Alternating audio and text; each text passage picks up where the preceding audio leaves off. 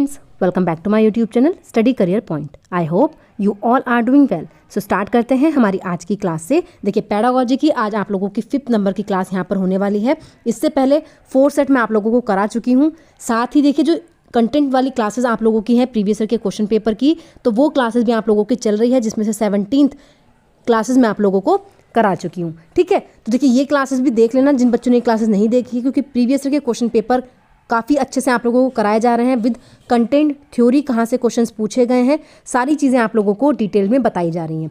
इसके अलावा देखिए जो एनसीईआरटी की क्लासेस हैं वो भी आप लोगों की चल रही हैं, तो ये क्लासेस भी ज़रूर देखें। काफ़ी अच्छे नोट्स हैं जो आप लोगों के लिए तैयार किए जा रहे हैं, तो इन नोट्स को भी ज़रूर प्रिपेयर करें, तभी आप प्रीवियस ईयर के क्वेश्चन पेपर को अच्छे से समझ पाएंगे। स्टार्ट करते हैं हमारी आज की क्लास से। तो देखिए पैडागोजी की क्लास है आप लोगों की। फर्स्ट क्वेश्चन से स्टार्ट करते हैं।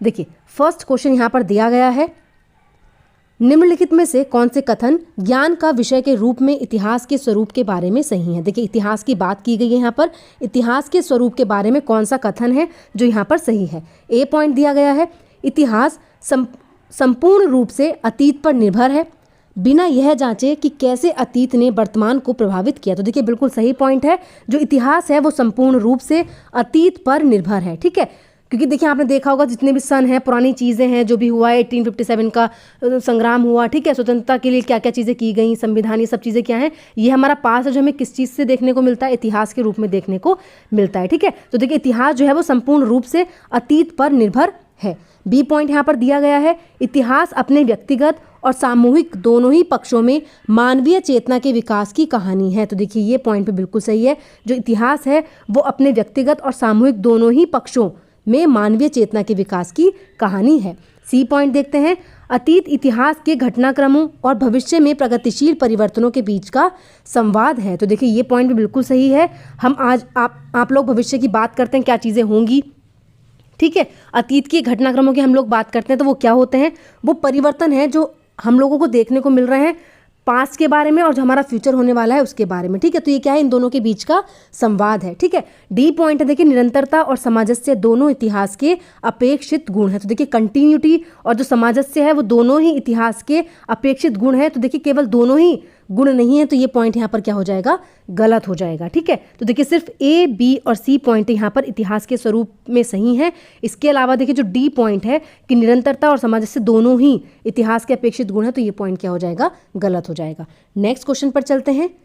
देखिए नेक्स्ट क्वेश्चन दिया गया है, इतिहास में तिथियों और वर्षों को सूचित करने के लिए प्रयोग में आने वाली वर्तमान प्रथाओं के बारे में निम्नलिखित कथनों में से कौन सा कथन है जो सही है। देखिए एडी के स्थान पर बीसीई का यूज़ किया गया। देखिए एडी के स्थान पर बीसीई का यूज़ किया गया, ये बिल्कुल गलत है। बीसी के स्थान पर एडी का, ये भी गलत है। बीसीई के स्थान पर एडी का यूज़ किया गया, ये भी गलत है। देखिए बीसीई को एडी में आप चेंज नहीं कर सकते, बीसी को एडी में चेंज नहीं कर सकते, एडी को बीसीई में चेंज नहीं कर सकते। कौन सा पॉइंट सही हो जाएगा, तो देखिए 4th पॉइंट बिल्कुल सही है, बीसी के स्थान पर बीसीई यूज़ में आया। ठीक है, तो ये वाला पॉइंट सही हो जाएगा। इसके अलावा तीनों ही पॉइंट ये क्या है, यहाँ पर गलत है। नेक्स्ट क्वेश्चन पर चलते हैं। देखिए नेक्स्ट यहाँ पर है, निम्न में से कौन सी विधियाँ या संसाधन जो साधन है कक्षा में विद्यार्थियों को जेंडर की संकल्पना को समझाने के लिए उपयुक्त हैं। तो देखिए कौन सी विधियां हैं, जीवन के अनुभव, व्यक्ति अध्ययन मतलब केस स्टडी, या फिर जनसभा का आयोजन, या फिर कहानियां। तो देखिए कौन से पॉइंट हैं जो यहाँ पर आप लोगों के सही हो जाएंगे। तो देखिए ए पॉइंट भी सही है, जीवन के अनुभव, व्यक्तिगत अध्ययन मतलब केस स्टडी, ये भी बिल्कुल सही है, और कहानियाँ भी बिल्कुल सही, लेकिन जनसभा का आयोजन ये यहाँ पर यूजफुल नहीं है। ठीक है, तो 3 विधियाँ कौन कौन सी हो जाएंगी, ए, बी और डी। ऑप्शन नंबर 4 जो है वो यहाँ पर बिल्कुल सही हो जाएगा। नेक्स्ट क्वेश्चन पर चलते हैं। देखिए नेक्स्ट क्वेश्चन यहाँ पर है, निम्न में से किस विषय के लिए छत्तीसगढ़ के सरकारी विद्यालय में शिक्षक रायपुर के भ्रमण की योजना बना सकता है। तो देखिए किस विषय के लिए छत्तीसगढ़ के सरकारी विद्यालय में शिक्षक रायपुर के भ्रमण की योजना बना सकते हैं, जनजातीय संस्कृति के लिए, मध्ययुगीन वास्तुशिल्प के लिए, या फिर मुगल वास्तुशिल्प के लिए। तो देखिए कौन सा पॉइंट है जो यहाँ पर सही होगा, तो सिर्फ जनजातीय संस्कृति, यहाँ पर ना मध्ययुगीन वास्तुशिल्प है ना ही मुगल वास्तुशिल्प है। ठीक है, केवल 1 पॉइंट यहाँ पर क्या है, सही हो जाएगा। अगर हम छत्तीसगढ़ के सरकारी विद्यालय से रायपुर में भ्रमण कर रहे हैं, ठीक है, तो ये जो योजना है वो किस चीज़ में यूज़फुल होगी, जनजातीय संस्कृति के रूप में यूज़फुल होगी। इसके अलावा मध्ययुगीन की यहाँ पर बात नहीं हुई है, मुगल वास्तुशिल्प की यहाँ पर कोई बात नहीं हुई है, तो सिर्फ कौन सा पॉइंट सही हो जाएगा, केवल option number point number A. ठीक है, नेक्स्ट क्वेश्चन देखते हैं। देखिए नेक्स्ट क्वेश्चन है, एक सामाजिक विज्ञान की शिक्षिका बंदरगाहों और ऐतिहासिक समुद्री मार्गों की अवस्थिति पढ़ाना चाहती है, उनको किस प्रकार के मानचित्र का प्रयोग करना चाहिए। देखिए किस चीज़ की बात हो रही है, बंदरगाहों की और ऐतिहासिक समुद्री मार्गों की। तो देखिए यहाँ पर क्या यूज होगा, विश्व का राजनीतिक मानचित्र, विश्व का भौतिक, भारत का राजनीतिक या फिर भारत का भौतिक। तो देखिए कौन सा है जो यहाँ पर पॉइंट सही हो जाएगा। तो देखिए जब हम बात करें बंदरगाहों की और ऐतिहासिक समुद्री मार्गों की तो हम क्या यूज करेंगे, विश्व का भौतिक मानचित्र हम यहाँ पर यूज करेंगे। ठीक है, कौन सा पॉइंट सही हो जाएगा, ऑप्शन नंबर 2। नेक्स्ट क्वेश्चन पर चलते हैं। देखिए नेक्स्ट यहाँ पर है, क्षेत्रीय वंश के विषय में पाठ योजना बनाते समय एक सामाजिक विज्ञान के शिक्षक का पहला कदम क्या होना चाहिए। तो देखिए क्षेत्रीय वंश के विषय पर हम पाठ योजना बना रहे हैं। अध्यापन अधिगम सामग्री का चयन, अधिगम उद्देश्यों का गठन करना, परिचायक प्रश्न पूछना या फिर वंशों से संबंधित प्राथमिक स्रोतों को पढ़ाना। तो देखिए कौन सा पॉइंट है जो यहाँ पर सही होगा, क्षेत्रीय वंश के विषय में पाठ योजना बनाते समय तो वहाँ पर होगा अधिगम उद्देश्यों का गठन करना। सबसे पहले आप क्या करोगे, उद्देश्यों का गठन करोगे। ठीक है, तो यहाँ पर ऑप्शन नंबर 2 जो है वो बिल्कुल सही है। नेक्स्ट क्वेश्चन है, देखिए आदिवासी समुदायों के बारे में पढ़ाने के लिए सबसे अर्थपूर्ण शिक्षा शास्त्रीय विधि क्या हो सकती है। तो देखिए सबसे जो अर्थपूर्ण शिक्षा शास्त्रीय विधि है वो क्या होगी, विभिन्न आदिवासी समुदायों पर दृश्य सामग्री को दिखाना, आदिवासी गीतों और नृत्यों के साथ एक सांस्कृतिक कार्यक्रम का आयोजन करना, अपनी जीवंत वास्तविकताओं के बारे में बात करने या बोलने के लिए आदिवासी समुदायों से किसी को आमंत्रित करना, या फिर ऐसी पाठ्य पुस्तक पढ़ना जिसमें आदिवासियों के बारे में विषय वस्तुएं सम्मिलित हों। तो देखिए कौन सा पॉइंट है जो यहाँ पर सही होगा। तो देखिए विभिन्न आदिवासी समुदायों पर दृश्य सामग्री को दिखाना ये यहाँ पर यूजफुल नहीं है। आदिवासी गीतों और नृत्यों के साथ एक सांस्कृतिक कार्यक्रम का आयोजन करना ये भी नहीं है। अपनी जीवंत वास्तविकताओं के बारे में बात करने या बोलने के लिए आदिवासी समुदायों से किसी को आमंत्रित करना, क्योंकि देखिए रियल लाइफ एग्जाम्पल से हम चीज़ों को जोड़ते हैं। जब हम आमंत्रित करेंगे तो हम उनसे क्या करेंगे, डायरेक्टली अटैच हो पाएंगे। ठीक है, तो यहाँ पर थर्ड पॉइंट जो है वो बिल्कुल सही है। ठीक है, इसके अलावा सारे पॉइंट यहाँ पर क्या हो जाएंगे, गलत हो जाएंगे। नेक्स्ट क्वेश्चन पर चलते हैं। देखिए नेक्स्ट दिया गया है यहाँ पर, संतुलित रिपोर्टिंग मूल विषय की चर्चा करते समय एक शिक्षक के रूप में आपको जनसंचार माध्यम मास मीडिया के महत्व पर चर्चा करनी होगी तथा विद्यार्थियों के लिए मुख्य समाचार पढ़ना अनिवार्य क्रिया बनानी होगी। सेकंड पॉइंट दिया गया, बड़े व्यावसायिक संस्थानों के मीडिया घरानों में उनकी पूंजी लगाने और राजस्व उत्सर्जन में उनके महत्वपूर्ण योगदान को पहचाना होगा। समाचार चयन के पहलुओं तथा कुछ परिप्रेक्ष्यों का समावेश या बहिष्करण करने के संबोधित करना होगा, या फिर कक्षा में विवादास्पद चर्चाओं की उपेक्षाओं के लिए जो पाठ्य पुस्तक में दिया गया केवल वही प्रस्तुत करना होगा। तो देखिए केवल वही प्रस्तुत करें, उपेक्षाएं करें तो ये तो नेगेटिव पॉइंट है, ये तो बिल्कुल गलत हो जाएगा। ठीक है, पूछा किसके बारे में, कहते देखिए संतुलित रिपोर्टिंग के बारे में, तो यहाँ पर कौन सा पॉइंट सही होगा। तो देखिए ऑप्शन नंबर 3 जो है वो यहाँ पर आप लोगों का बिल्कुल सही है। समाचार चयन के पहलुओं, कुछ परिप्रेक्ष्यों का समावेश और बहिष्करण करने को संबोधित करना होगा। ठीक है, ऑप्शन नंबर 3 जो है वो इन सारे पॉइंट्स में बिल्कुल सही है। नेक्स्ट क्वेश्चन पर चलते हैं। देखिए नेक्स्ट क्वेश्चन है विविधता के बारे में। विविधता के बारे में पढ़ाते हुए हम छात्रों में निम्न में से कौन सा दृष्टिकोण विकसित कर सकते हैं। तो देखिए कौन सा दृष्टिकोण है जो यहाँ पर विकसित कर सकते हैं। ए पॉइंट दिया गया है, विविधता को विविध लक्षणों के रूप में माना जाता है। यह लोगों में असमानता और भेदभाव फैलाती है, किसी भी आधार पर लोगों में भेदभाव हटाने का प्रयास करती है और उन्हें पास लाती है। यह लोगों में व्याप्त अंतरों को पहचानती है और स्वीकार करती है। तो देखिए कौन सा पॉइंट है जो यहाँ पर सही हो जाएगा। तो देखिए विविधता को विविध लक्षणों के रूप में माना जाता है, बिल्कुल सही पॉइंट है। किसी भी आधार पर लोगों में से भेदभाव हटाने का प्रयास करती है, ये भी बिल्कुल सही है। यह लोगों में व्याप्त अंतरों को पहचानती है और स्वीकार करती है, ये पॉइंट भी बिल्कुल सही है। लेकिन यह लोगों में असमानता और भेदभाव फैलाती है, ये पॉइंट क्या है, बिल्कुल गलत है। ठीक है, तो बी पॉइंट को छोड़ करके सारे पॉइंट क्या हो जाएंगे, आपके सही हो जाएंगे। देखिए सब में बी पॉइंट है, तो देखिए ये पॉइंट तो आपके नेगलेक्ट हो गए।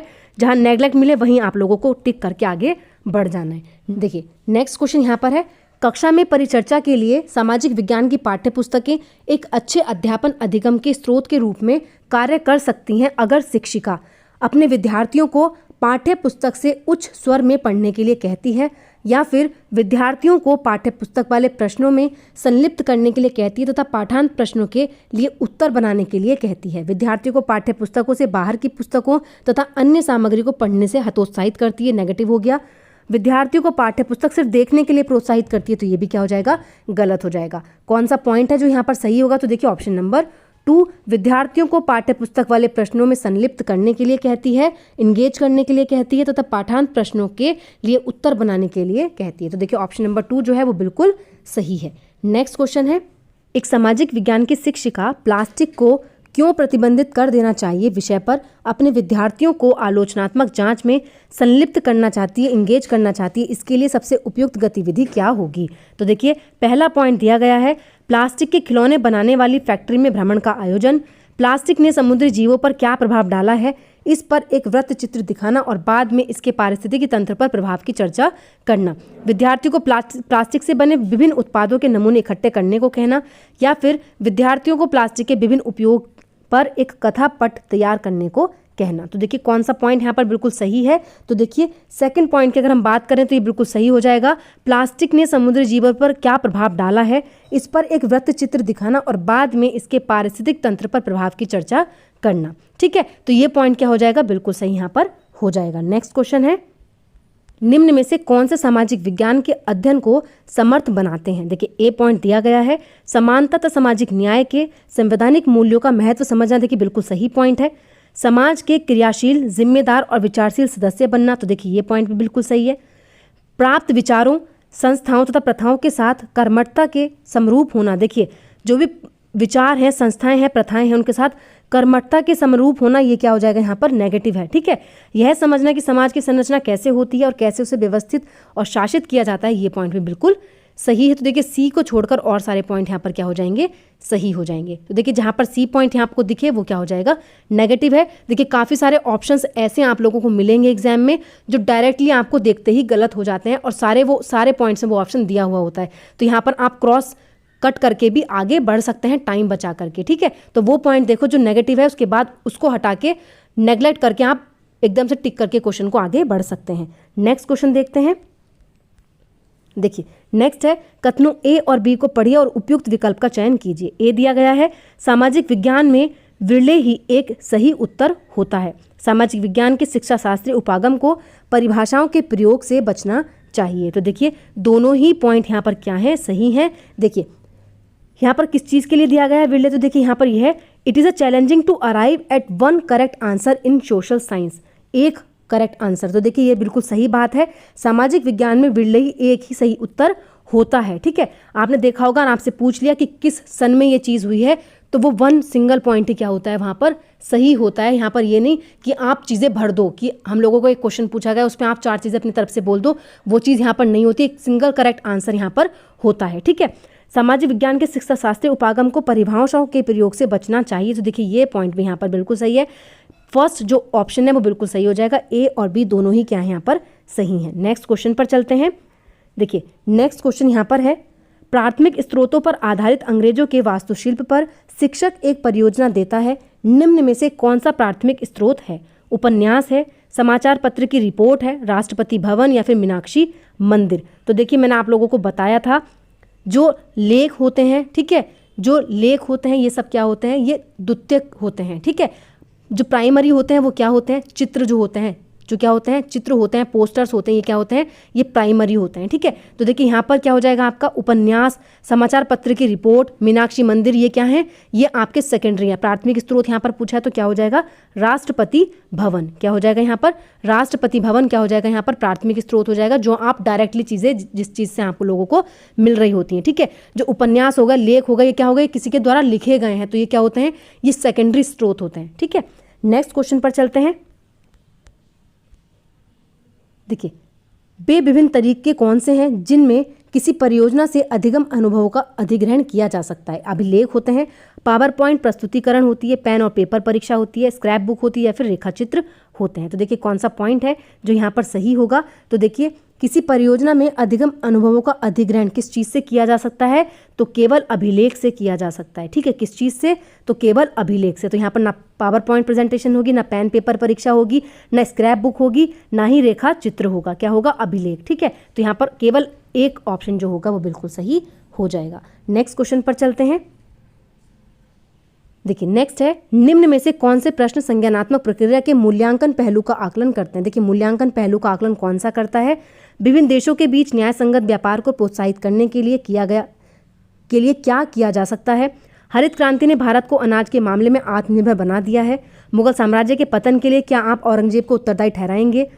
इमारतों के निर्माण की कला में तुर्कों ने क्या बदलाव प्रस्तावित किए थे? तो देखिए कौन सा पॉइंट जो यहाँ पर सही होगा, तो देखिए इमारतों के निर्माण की कला में तुर्कों ने क्या बदलाव प्रस्तावित किया, ये यहाँ पर कोई भी इंपॉर्टेंट नहीं है मूल्यांकन के पहलू को लेकर के, लेकिन ए, बी और सी पॉइंट यहाँ पर बिल्कुल सही हो जाएंगे।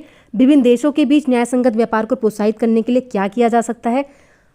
हरित क्रांति ने भारत को आत्मनिर्भर बना दिया है अनाज के मामले में। मुगल साम्राज्य के पतन के लिए औरंगजेब को उत्तरदायी ठहराएंगे। तो ये चीज़ें आपको क्या है, ये आप लोगों को यहाँ पर संज्ञानात्मक प्रक्रिया की ज़रूरत पड़ेगी। तो यहाँ पर ए, बी और सी पॉइंट सही है। इसके अलावा जो डी पॉइंट है वो क्या है, यहाँ पर गलत है। ऑप्शन नंबर 1 जो हो जाएगा वो बिल्कुल सही हो जाएगा। नेक्स्ट क्वेश्चन देखते हैं। देखिए नेक्स्ट है, निम्न में से किस पर बच्चों को मुक्त और अनिवार्य शिक्षा का अधिकार अधिनियम 2009 के अनुसार मूल्यांकन क्रियाविधियों के विकास के समय विचार किया जाना चाहिए? तो देखिए, निरंतर और व्यापक मूल्यांकन पर आधारित ज्ञान की समझ को विकसित करने में विद्यार्थियों की सहायता करना, निरंतर और व्यापक मूल्यांकन के माध्यम से अर्जित ज्ञान का अनुप्रयोग करने में विद्यार्थियों को सबल बनाना, बोर्ड लेवल जो स्तरीय परीक्षाओं के संदर्भ में परीक्षा बोर्ड द्वारा प्रदान की गई निर्देशिकाओं का पालन करना। तो देखिए कौन सा पॉइंट होगा जो यहाँ पर आप लोगों का सही होगा? तो देखिए बोर्ड लेवल परीक्षाओं के संदर्भ में परीक्षा बोर्ड द्वारा प्रदान की गई जो निर्देश हैं, सिर्फ डायरेक्शन को समझना ये उद्देश्य नहीं है, सिर्फ उन चीज़ों का पालन करना। यहाँ पर ए और बी पॉइंट बिल्कुल सही है। ज्ञान का अनुप्रयोग करने में सबल बनाना और जो ज्ञान की समझ है उसको विकसित करना। ठीक है, ए और बी पॉइंट यहाँ पर क्या हो जाएंगे, सही हो जाएंगे। नेक्स्ट क्वेश्चन पर चलते हैं। देखिए नेक्स्ट यहाँ पर है, निम्नलिखित प्रश्नों में से कौन से सामाजिक विज्ञान में विद्यार्थियों की विश्लेषणात्मक योग्यताओं को आंकने के अवसर उपलब्ध कराते हैं? कौन सा क्षेत्र विश्व के उद्यान के रूप में जाना जाता है और क्यों? कौन सा राज्य फूलों की घाटी के रूप में जाना जाता है? भारत में कौन सा राज्य मसालों के उत्पादन में प्रथम आता है? मसालों के उत्पादन के लिए अनुकूल भौगोलिक परिस्थितियां क्या हैं? और डी पॉइंट दिया गया है, भारत में कौन से राज्य कर्क रेखा पर स्थित हैं? तो देखिए यहाँ पर कौन सा विश्लेषणात्मक योग्यताओं का बताना है आप लोगों को, तो कौन सा पॉइंट यहाँ पर आप लोगों का सही होगा? तो देखिए ए पॉइंट भी सही है। कौन सा क्षेत्र विश्व के उद्यान के रूप में जाना जाता है और क्यों, यहाँ पर आप लोगों को सोचना पड़ेगा। इसके अलावा देखिए कौन सा राज्य फूलों की घाटी के रूप में, वन वर्ड आंसर है, आप लोग यहाँ पर विश्लेषण करने की कोई आवश्यकता नहीं है। ठीक है, भारत में कर्क रेखा पर स्थित राज्य आप लोग बता देंगे। यहाँ पर भी क्या होगा, वन वर्ड आंसर है, पता है तो ठीक है, नहीं तो विश्लेषण की यहाँ पर जरूरत नहीं है। विश्लेषण कहाँ पर यूज हो रहा है, तो ए और सी ऑप्शन में, जहाँ पर आपसे क्यों और क्या जानना है। ठीक है, तो यहाँ पर ए और सी पॉइंट क्या हो जाएंगे, सही हो जाएंगे। नेक्स्ट क्वेश्चन पर चलते हैं। देखिए निम्न में से कौन से प्रश्न संज्ञानात्मक प्रक्रिया के केवल स्मरण पहलू का आकलन करते हैं? देखिए यहाँ पर किसका मेमोराइजेशन, स्मरण का आपको क्या करना है, पहलू का आकलन करना है। फर्स्ट पॉइंट दिया गया है, बच्चों के अधिकार की सुरक्षा हेतु भारत सरकार द्वारा कौन से 2 एक्ट पारित किए गए हैं? आकाशगंगा क्या है, हमारी आकाशगंगा के निकटतम कौन सी आकाशगंगा है? क्या आप सोचते हैं कि भारत में धर्म के संबंध में स्वतंत्रता का अधिकार सही प्रकार से कार्य करता है? क्या यह भारत को एक धर्मनिरपेक्ष देश बनाता है? क्या समस्याएं हो सकती हैं यदि राज्य सरकार और संघीय सरकार 2 भिन्न राजनीतिक पार्टियों द्वारा संचालित हों? तो देखिए यहाँ पर कहाँ पर स्मरण पहलू, तो देखिए स्मरण कहाँ पर यूज होगा?